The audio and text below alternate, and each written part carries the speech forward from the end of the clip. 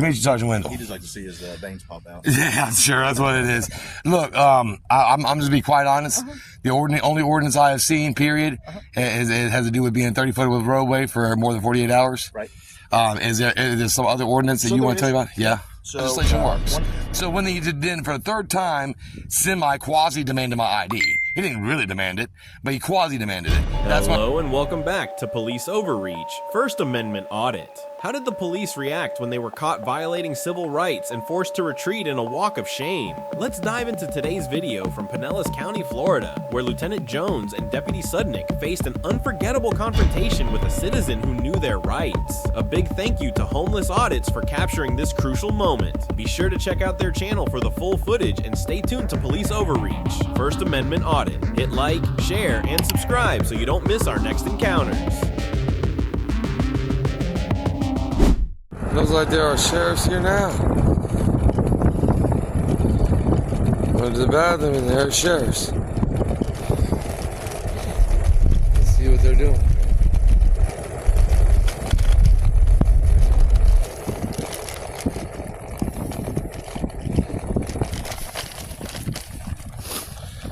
Got a sergeant out there, several of the deputies.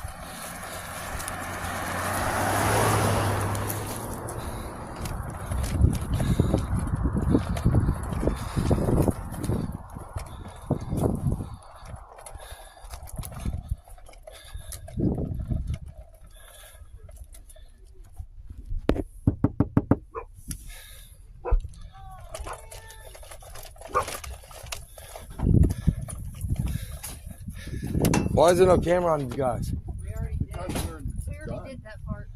They were leaving us alone as far as I knew. They weren't though. What are they here for? They told us that. They said that when you called last night, you said you were an officer. No, I didn't. And they said they got a call about us. Like they've gotten. Oh, who said I was an officer? Certainly. Oh, you can come on public property. Come over here. All right. So, is that Hey, I don't talk to anybody unless I know who they are. Lieutenant Jones? Lieutenant Jones, I'm Andrew. Pleasure to meet you. All right. And I need to know who all's here. Deputy Sudnick. Nice to meet you. You do these way, however you want to do it. And you are? Sergeant Wendell. Sergeant Wendell. Nice to meet you, Sergeant Wendell. He just like to see his veins pop out. Yeah, I'm sure that's what it is. Look, I'm just to be quite honest. The only ordinance I have seen, period, it has to do with being 30 foot of roadway for more than 48 hours. Right. Is there some other ordinance that you want to tell me about? Yeah. So 154231, the Pinellas County Muni Code. I'm sure you're aware of it. Well, that's an ordinance, not a state statute, though. Yeah. Okay. Yep. So it's a right-of-way permit, subsection B. Okay. It specifically goes over parked on the right-of-way public land. That's a civil infraction. What's that? That's a civil matter. It's $218 fine. It's a civil matter. Yeah. So yeah, it's a civil matter. It's a civil matter. It is it's civil matter. Yeah. But they've also reg tagged your vehicle. So when it comes to 48 hours. So they gave you, I believe they gave you 24 hour notice. 48 hours. Okay. 48 hours. Well, again, all right. Matter of fact, hey, Listen. we got some bad data. Grab me one of the notices, please. So Grab me one of them red tags. that's all. No, I want to make sure the data is correct because I'll be honest. What we do is we have what's called homeless audits, and what we do is we find out if ordinances or state statutes are created or enforced in a way that disparages homeless people or perceived homeless people more so than it was someone else. Right. And then what we do then is we challenge those. Right. and then we file a 42 USC 1983. So that's what we do. That's what we've done for many years. Right. And it was a long time ago since Pinellas County has given me a paycheck. Right. But if you guys want to give me a paycheck, I'd like one. I mean, I've got one coming from Tampa already. Well, listen, So- hiring all the time. I get my paycheck from challenging qualified immunity. I get my paychecks. I attach myself to pensions. I got you. I make sure that I'm retiring good, whether you are or not. I got you. So listen, like I said, we've already spoke to code enforcement. Was code enforcement with you That's guys civil. the other day? No. So all right. Oh, you mean not in this location? No. No, but at a different location. All right. Not at the location, but yeah. Yeah. So it sounds like they're going to be coming out later this afternoon. Sure. All right. Just to let y'all know. Sure. That's a civil matter. You guys said you guys were moving as soon as you can when you can fix the van. Sure. I mean, I need to put a steering gearbox on there. I got you. What? So if there's an officer-initiated call last night at 5:20 a.m. We had complaints that came down through our captain. You got complaints. Yep. So those complaints will be obviously on record. Sure. They're not complaints coming from y'all. They're coming from complaints from some citizen, right? Well, code enforcement. We have a chain of command. Code enforcement complaints can't be anonymous. Right. Exactly. So that way I know who to sue. Right. So that's important. I got you. So if you guys are just doing your jobs, I don't sue you. Right. I only sue you guys if you go outside of your jobs. So I'm following up from yesterday's thing. Yeah. Right. Just to see yesterday. The stat from this morning. 5:20 a.m. Right. So just to see the status, see how you guys are doing, and then obviously let you know about the ordinance that's out there. I have to read it and see the legislation. I send it over to FJI, Florida Justice Institute, gets all of our things you send to us. We send them over to there. Their lawyers look at it. If the lawyers say, "Hey, he's telling you the facts," then we abide. But to be honest with you being a lieutenant, I wouldn't expect you to lie to me. Right. But I get lied to by cops all the time. I get it. All the time. So again, I'm out here to educate. Make sure you guys. Can I educate you a little bit though? Yeah. All right. You have an officer named Gigato. Is that name? Jagoti? Jagoti, is that Gigoto? Hey? You don't know.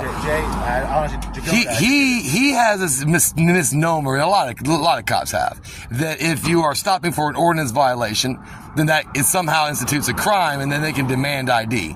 But unfortunately, that's not how the state of Florida works, or any state in the United States of America, matter of fact. So if Jagoti wants to avoid a lawsuit, because all he didn't do was create damages. If he created damages, I'd have sued him like today. I'd be in the courthouse right now. So he didn't create damages. Right. But the moment he does, I mean, any of us are going to sue him, like in a heartbeat. And qualified stupidity does not help. It does not help when you know better. Right. So I have all of FDLE's training manuals. I keep trying to get the updated ones because they say it's security risk, but they send them to me anyway. Right. But anyways, I know y'all are trained on when you get an effectuated stop and when you get effectuated arrest. Consensual contact versus detention versus arrest. I know that that's trained. So for him to act like he doesn't know any better is ridiculous. So that's my own complaint, and that's why I talked to him like I did, because the way he handled it, you saw at the beginning, I was very nice and cordial, and then he asked for my ID. I'm like, what crime have I committed? Right. And then he says, well, you're camped. I'm like, first off, you're talking about camping as if it's an ordinance. It ain't one. So you're talking about like you're just using words that don't mean legislation, and that's where he pissed me off. Is that you can't just start saying, "Oh, you're doing this." I mean, you can't do that. That's not how legislation works. Right. So when he did for the third time, quasi demanded my ID. He didn't really demand it, but he quasi demanded it. That's when I asked for a supervisor, and I think it's important that these deputies, y'all are sergeants and shit. I mean, the younger ones that are out there, you're my age. I'm in my mid 40s, man. I was paralegal in my 20s, bro. So these younger ones need to know, man, because what happens is the society. Look, we were running cameras down that way to see if we can help and catch the motherfuckers that are doing that felony dumping. So, that's how you community police. You talk to you guys can't be right here on this road checking for racers and dumpers and shit. You don't have the fucking power. So the only way you have the manpower is to be decent with your citizens who are law abiding. If your law abiding citizens are impoverished or they don't have options, then it's not like, well, get those. Let's target on the ones that have no options or we think have no options, and we're going to go ahead and be hardball on them. That right there is what creates a disparity between police and citizens. Well, but again, like you said, we didn't just come upon you. Somebody called. Well, I mean, this is the first time I heard about that. So again, somebody called. But yeah, but if that's somebody who called, watch when I pull the records. Right. If that's somebody who called as a city employee, then it's still a color of law. Well, this is not city. So we're not. Or county. If the person who called is county employee. So again, we're not here for any reason other than that. All right, we got told that, hey, you're out here. Do what? Parked. Right. I mean, you're within 30 feet of the road. You're parked. Check it out, parked. But it says RV parked in the right of way permits. So you take a left on Wesley, and you see a semi truck has been parked there for a week. Why not? Why is that not a problem? So nobody's complaining. So people can complain about individuals. Yeah, they complain about what people are parked or how vehicles are. I just told you there's a semi truck parked right there on Wesley on the left hand side. Been there for a week. Yeah.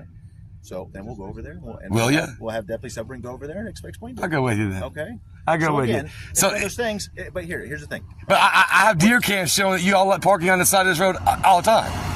All the time. Right, but it's also, like we explained, is we got to complain. Yeah. Okay? Yeah. All right. So again, that's all. I came out here to warn you guys. All right. It is a $218 fine for the ordinance. It's a civil violation. It is a civil violation. They can sue me all they want. They'll never win. I get it. That's all I'm saying. They'll never win. It's a civil violation. All right. So And you're subject, after the red tag, you are subject to be towed. Not with people in it. After 48 Not with people inside of it. So, again, That'd be kidnapping. You're correct. So Yeah. again, it's one of those things. You obviously know your law. Yeah, I mean, So do I won't call myself a law scholar, Right. but I do have 9 years of law college. And nobody, again, we're not here to challenge you or do anything else. We're here to Well, why educate show? you. Because you got calls. Yeah, we got to educate you. You go from there. You Then come out here. can educate me about what? Be using. Think about what's going on. You've got, hey, You guys monitoring drag strip 307? I see that. yeah, I've been trying to. I hear them. I live over here. I hear them Yeah. almost every night. You know, I appreciate it for them. You know, I'm sure that neighborhood don't though. Right. I wish they'd do it earlier than they do. I wish they'd do it before sun goes down. So you always call and make a complaint, and we'll come up here and we can enforce it. I will never complain. Good man. Good man. I'm from the 70s, man. I'm gonna burn out right now. I'm from the 70s myself. So yeah, look. Here's how we look at the law. So and I think everybody looks the same way. America is so many acres. All of that acres is ours until it's designated for a private parcel, it's sold to someone, it's designated for a utility easement that's for this purpose or that purpose. Right. Everything that is undesignated is ours. Yours, mine, his, and everyone else's, because that's how the 14th Amendment works. Because there was a time that black people tried to get from Kentucky to Ohio, right? And Kentucky people were like, no! And then started the 13th Amendment. It wasn't just for black people. It was for all people. Right. So the 13th Amendment goes for me as well. And the 14th Amendment, which means this land is our land, this land is your land. You know what I mean? And that's how it works until it's either sold or designated. And that's how legislation works. So if there's an ordinance, I appreciate ordinances, especially when they're used to control traffic flow issues, safety issues, right. when they have a purpose. Right. I appreciate them so much. Let me ask you, from your professional opinion, what will be the purpose of messing with us? So I would always messing with you. That's subjective. Again, it's not subjective because at the end of the day, we don't want to be here. What's the purpose? What's the spirit of the law? All right, because somebody called us. But what's the purpose of it? To abide by the laws and enforce them. No, an ordinance is not law. Ordinance is not law. And the ordinances. Ordinances are civil. Thank you for watching until the end. What we just witnessed was not just a confrontation between a citizen and the police, but also a real-life lesson on civil rights and how to protect yourself against overreach. In Pinellas County, Florida, a region with over 950,000 residents and a large law enforcement presence, policing is not always transparent. Lieutenant Jones and Deputy Sudnick approached a citizen simply because of a complaint call. However, when asked to provide a valid legal basis, they failed to justify their demand for ID or their attempt to remove the citizen from public property. When the citizen calmly stood their ground, citing the Fourth and 14th Amendments, the officers were caught off guard. They tried to shift the narrative, but ultimately had no choice but to back down. This is a perfect example of how knowing your rights can protect you from harassment. Key takeaways: police cannot force you to show ID without reasonable suspicion of a crime. If asked, stay calm and respond with, "What crime am I suspected of committing?" Always record police interactions. A camera is your most powerful tool to protect your rights if they are violated. Stay calm and do not react emotionally. Understanding the law and standing firm makes it difficult for officers to manipulate you. What do you think about this situation? Were the police following the law, or were they abusing their power? Share your thoughts in the comments. A big thank you to Homeless Audits for capturing this crucial moment. Be sure to check out their channel for the full video, and stay tuned to Police Overreach, First Amendment Audit. Hit like, share, and subscribe so you never miss our latest content.